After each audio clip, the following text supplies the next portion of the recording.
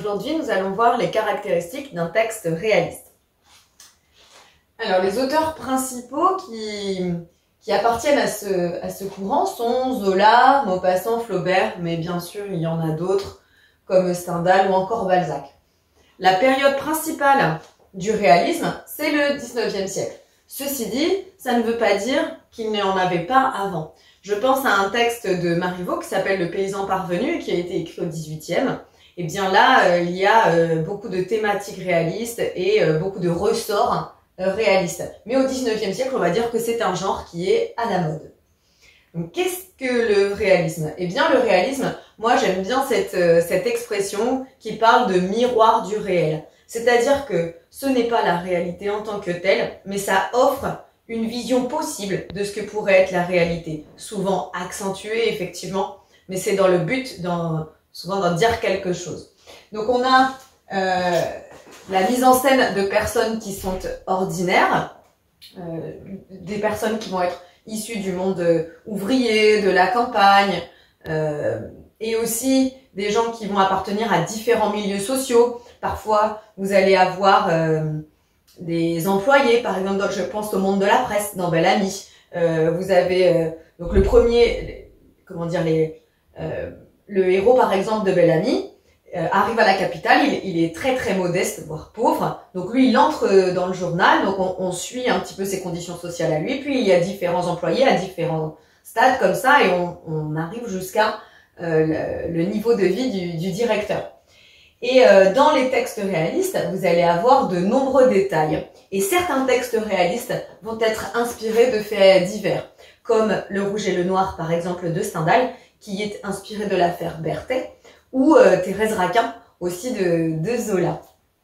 Alors, quand j'ai un texte réaliste, je peux me fier à certains indices. Ils sont pas tous là, bien évidemment, mais c'est vrai que ces indices-là peuvent permettre de se rendre compte qu'on est dans un texte réaliste. Donc, je vais les reprendre.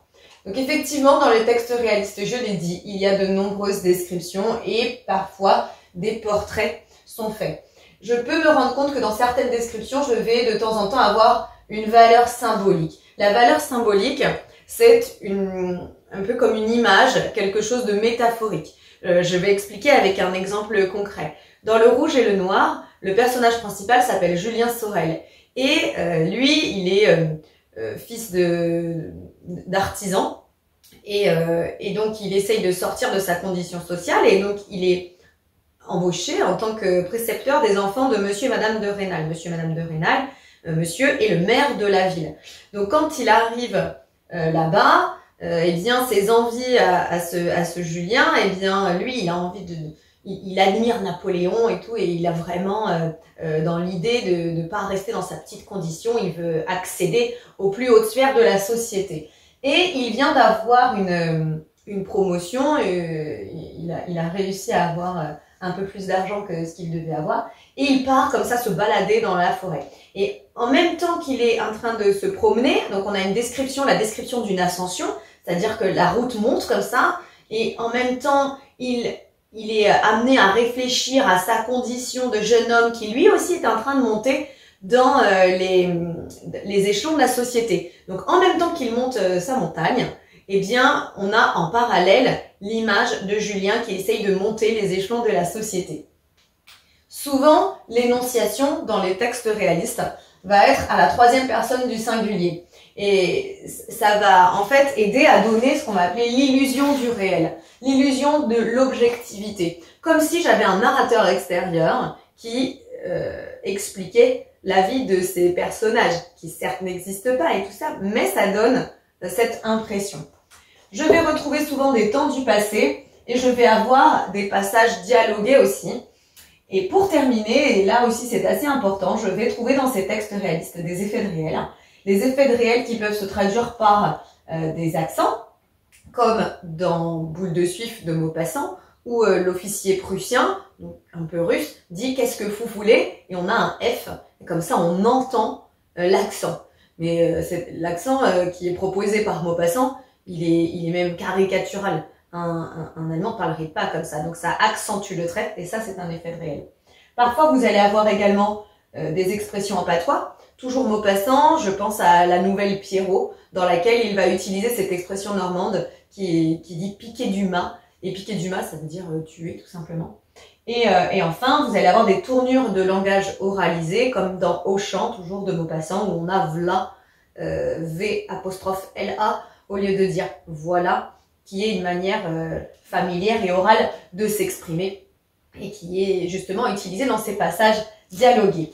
Alors, en ce qui concerne les thématiques abordées dans les textes réalistes, souvent vous allez avoir un héros qui arrive à la capitale.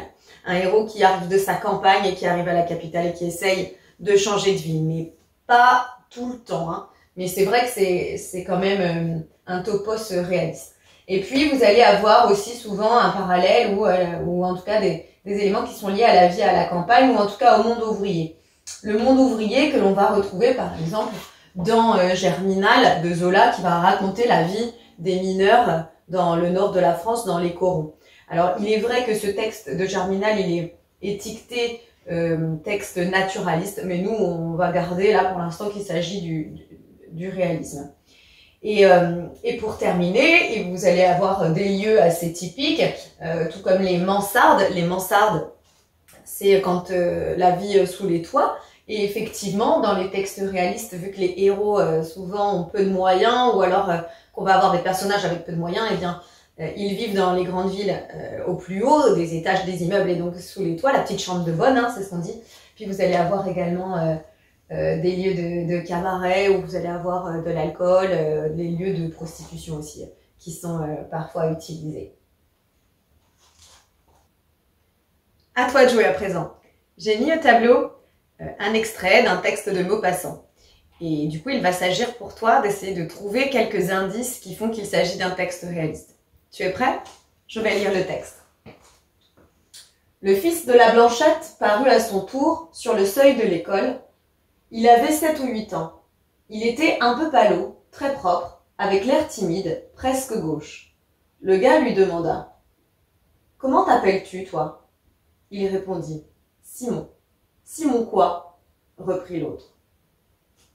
Donc effectivement, le texte est tiré ici de Le papa de Simon, c'est Maupassant et je suis au 19e siècle.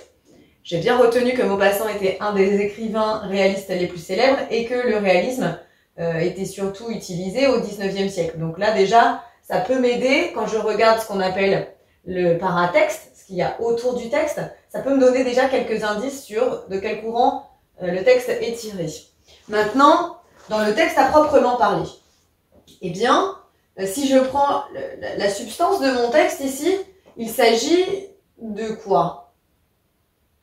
On parle d'un petit garçon et en fait on le décrit. Donc là j'ai un passage descriptif. Les éléments qui montrent que je suis dans une description ici sont l'endroit où il est, qui il est, le fils de la Blanchette, qu'il avait 7 ou 8 ans, donc j'ai un accès à son âge, et ensuite vraiment description précise avec de nombreux adjectifs comme pâlot, propre, timide, gauchin. Et donc tout ça m'amène à dire que je suis dans une description.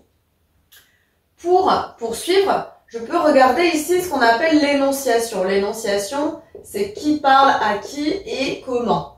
Eh bien, j'avais dit que dans les textes réalistes, souvent, j'avais une énonciation qui était à la 3e personne du singulier. Et je le vois bien.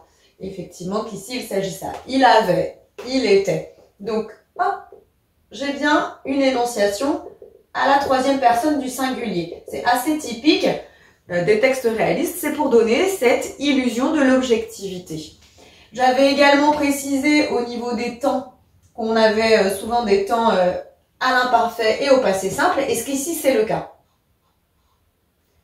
Paru demanda, je suis au passé simple. Il avait, il était, je suis à l'imparfait. Donc là, au niveau de mon système de temps, eh bien, je suis effectivement raccord. Et j'avais dit que souvent, il y avait des alternances avec des passages dialogués. Et ici, c'est le cas. Donc, j'ai bien les temps du passé plus des dialogues. Donc là, c'est pas mal. Pour terminer, et ce qui, selon moi, est quand même le plus important dans un texte réaliste, c'était ce que j'avais appelé les effets de réel. Et ici, je vais en avoir globalement 2. Est-ce que tu peux les trouver? Il y en a un qui est au tout début du texte. Il s'agit de cette expression, le fils de la Blanchette.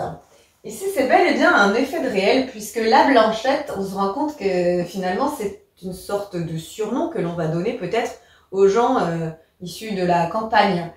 Tout comme dans le Germinal de Zola, eh bien, vous avez la famille Maheu, et Monsieur Maheu s'appelle le Maheu, et Madame Maheu s'appelle la Maheude. Et donc, cette manière comme ça, ce qu'on appelle l'onomastique, les prénoms et tout, eh bien, le fils de la Blanchette, cette expression, elle est assez typique du monde de la campagne.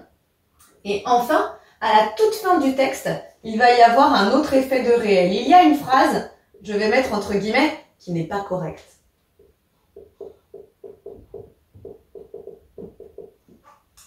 C'est celle-ci. Simon quoi? Parce qu'en fait, c'est un petit garçon qui lui parle et il ne devrait pas dire Simon quoi, il devrait dire Simon comment. Donc on se rend compte que là, on est dans du langage oralisé. Voilà.